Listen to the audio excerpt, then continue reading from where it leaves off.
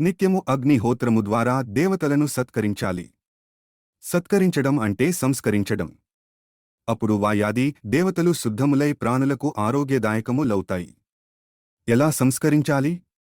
యజ్ఞములో హవ్యద్రవ్యమును ఉపయోగించుతారు. నెయ్యి, ఓషధులు, కర్పూరం, కుంకుమ పువ్వు ఇవన్నీ హవనద్రవ్యంగా యజ్ఞములో ఉపయోగించబడతాయి. ఈ హవనద్రవ్యంగా అగ్నిలోనే ఎందుకు వేయాలి? జలాదులయందు ఎలా వేయరాదు అని సందేహం కలుగవచ్చు. అగ్నిర్వై దేవానాం ముఖం, అగ్నియే దేవతలకు నోరు అన్నారు. మనం పదార్థములను నోటిలో వేసుకుంటే శరీరానికంతటికీ అవి పోషకము లౌతవి. అలా అగ్నిలో వేసిన పదార్థములు కూడా భస్మమై సూక్ష్మరూపం ధరించి వాయువులో చేరుతాయి. వాయువు ద్వారా మిగిలిన భూతములలో వ్యాపించుతాయి. భూమి వాయు జలములు శుద్ధములవుతాయి. కనుక యజ్ఞం వలె ప్రాణులకు మేలుచేసే సత్కర్మ ఇంకొకటి లేదు. యజ్ఞో వై శ్రేష్ఠతమం కర్మ అన్నారు.